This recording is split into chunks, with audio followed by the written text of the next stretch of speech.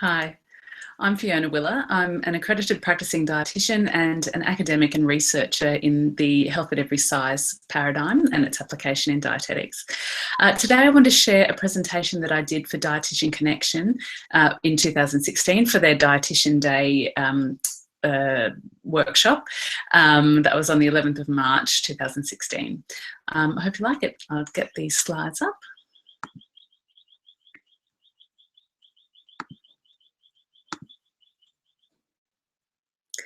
Okay, so my presentation is called Swimming Against the Tide, How Questioning the Status Quo Can Lead to Better Client Care. I, unlike my 5-year-old, am not a natural-born rebel. When my mother took me to Weight Watchers at 12, I wanted to do everything right, to please her and to fix my body, which it seemed was not acceptable at its larger size. Dutifully, I had lost 12 kilos by the time I was 13, and thus began a complicated relationship between me, my body, and eating. Of course, the weight started to creep on again. No one had told me that growing was normal for a teenager, or that I needed to be careful to nourish myself for growth. It was all about body shape and weight. I spent a number of years as a teenager and young adult as a vegetarian, then dairy-free, then sugar-free, crash dieting on low-carb, calorie counting, and various commercial plans. And on reflection, I was likely an insufferable pain in the backside for my friends and family, such was my knowledge about nutrition, which I now know was mostly wrong. And all of this in the time before the internet and Facebook. Every day for about 13 years, I was consumed by thoughts about changing my body and hand-wringing about calories, flattering clothes, feeling like I wasn't pretty enough to be worthy of a boyfriend. I remember hours upon hours spent listening to music on the exercise bike to drag down the day's calorie count just to make the weight come off faster. By my early 20s, I had full-blown binge eating disorder, although I wouldn't be diagnosed until I was halfway through my dietetics studies in my late 20s. So I had the lived experience that dieting was hard and time-consuming, and that it distanced me from people who I wanted to feel connected with. I looked around at my dietetics peers, many of whom were young and who had never been on a diet, and listened to my lecturers, and I wondered why we encouraged behaviours for overweight and obese people, which we would otherwise consider disordered eating if they lived in a smaller body. Was that really the best way? Or were there just not enough voices representing the lived experience of dietary restriction? I was recommended by a more senior dietetics student to read Rick Kausman's If Not Dieting, Then What? And from there began my HAES journey. The anti-dieting movement began during the 70s, nurtured at the bosom of feminism and by research by psychologists which reported troubling psychological and behavioural outcomes of dieting and striving to change body weight. These early beginnings eventually grew into the fat acceptance movement, which has political aims, body positivity movement, which is a social acceptance movement, and HAES, which addresses health concerns at an individual, societal, environmental, and systemic level. The HAES community is a fantastic resource. Early on, I was exposed to research that I wouldn't otherwise have come across, and I learned to critique research methods and recognise weight bias and its pervasive effect even in scientific literature. When I held a mirror up to my own experiences, I saw that my personal truth was reflected in the social truths that led to the development of HAES. I had been pushed at a very tender age to comply with body ideals, not because of any actual health or social problems at the time, but to avoid those seemingly terrifying potential endpoints, dying early and being fat and shunned by society.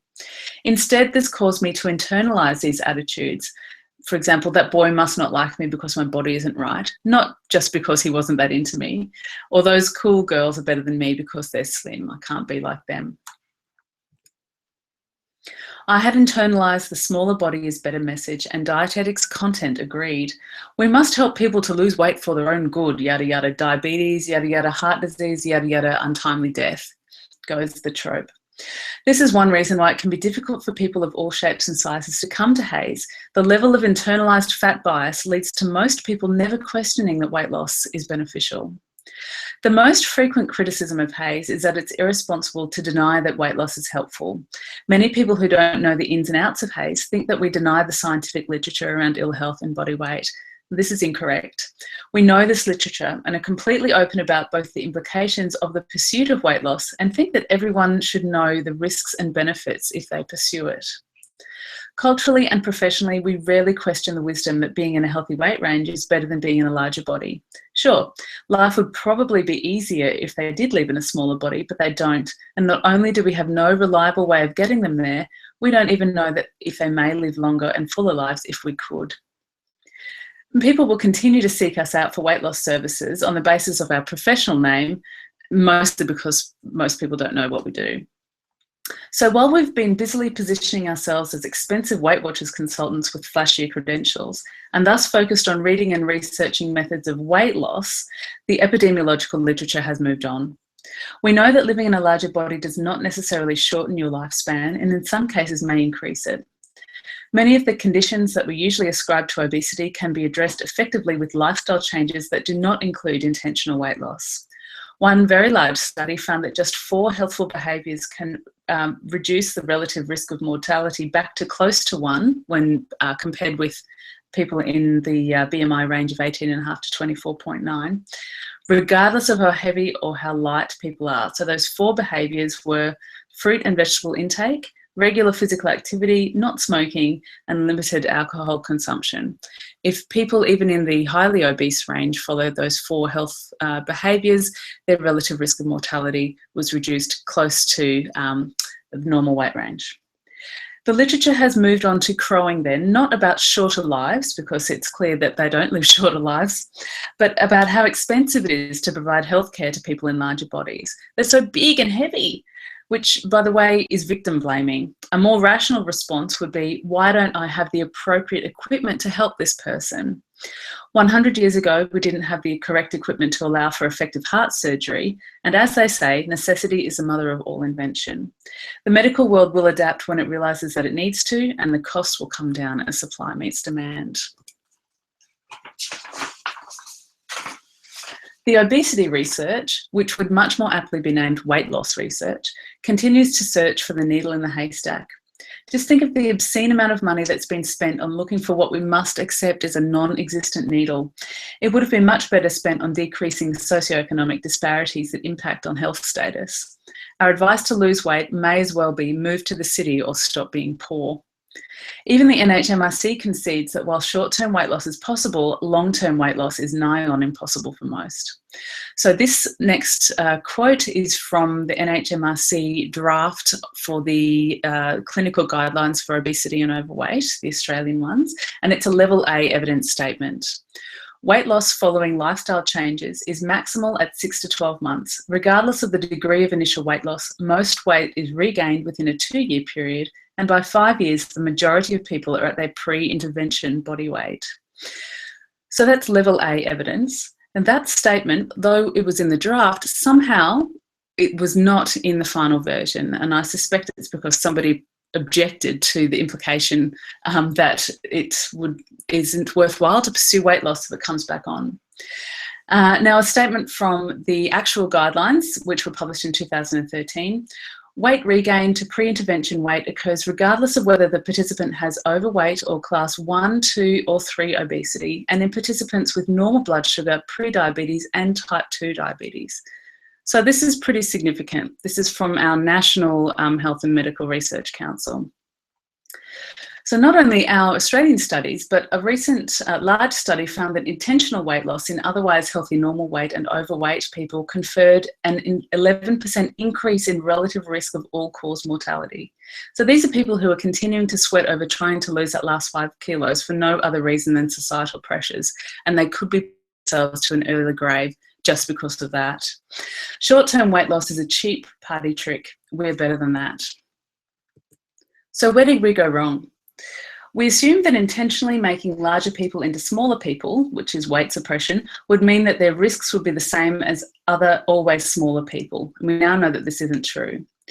As individuals, we bought into the cultural ideal of acceptable body size, and when clients come to us seeking this, we're complicit in reinforcing this cultural ideal, sometimes justifying it by asserting that the service is what clients want and expect from a dietitian.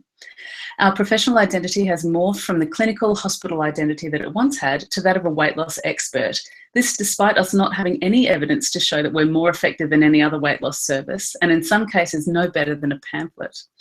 This is then exacerbated by the fact that we only have one professional association for the whole country, and thus a professional culture which has resulted in the norms of the profession being quite narrow. And we also don't have enough practice-based research. This has led us to the assumption that we're effective. If you think about private practice in Australia in dietetics, we don't tend to collect data in an organised way, certainly not having ethics clearance in order to publish that research.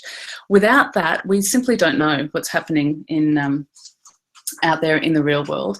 All we can go on is larger university studies on weight loss, and they do their best. They have the best experts, the best dietitians doing the consultations there, and yet the failure to keep the weight off at 5 years is still as poor as any other method. So we can't claim that we're any better.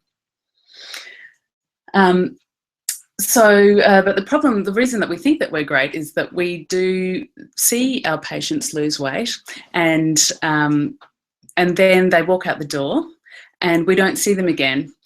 This is perhaps because they do keep it off, but thinking about the research, we know that's unlikely. What's likely is that they go home, go back to living their normal lives, the weight goes back on, and they're too ashamed to come back to the original dietitian, so they choose another service for weight loss. So what I'm saying is probably making many dietitians listening out there quite uncomfortable or even angry if this is the first time that that's been challenged. And I'm not doubting that your intention is to help people and that some people are thrilled with your service, but I think we're being misleading when we tell people that we can help them lose weight but fail to tell them that the weight loss is likely to be short-term. I think when dietitians know this and yet still recommend weight loss, it's because they don't want people to give up on trying to eat and move in ways that will increase their longevity and quality of life. And that's an honourable aim, but tying it to weight loss is not helpful. So there's mounting evidence that HAES is a wonderful way to help people who wish to look after themselves. Its framework allows for self-compassion, self-determination, and discovery of values-based health behaviours. Now, I'm not going to go into the research here, but you can have a look at any of my other presentations or resources. And my call to arms today is a call for honesty. I'm calling for dietitians to remember to know the research beyond just what the study's authors concluded, but to put it into context for the client so that they can make an informed choice of treatment. Informed consent is an integral component of the provision of quality, patient-centred healthcare. And when responding to people with weight concern, it is imperative that we dietitians allow for informed consent with intervention. As health professionals, we have an obligation to act ethically, and in this case, that means that our clients should be made aware that if they pursue weight loss with us, that they can expect short-term weight loss followed by weight regain and a moderate likelihood of ending up heavier than they started 5 years from today. Even if you don't want to talk about HAES, at the very least you should be letting your patients know about the short and long-term outcomes of intentional weight loss so that they can decide for themselves whether it's something that they would like to pursue. We need to put aside our personal and professional collective fears that if we do not offer weight loss services that we will become obsolete. We need to remember that we are highly trained research translators and communicators, food and eating coaches and healthful behaviour promoters, not weight loss consultants. Now, research shows that it takes about 17 years for research findings to be translated into clinical practice. Are we going to be in front or behind the masses? It's up to you.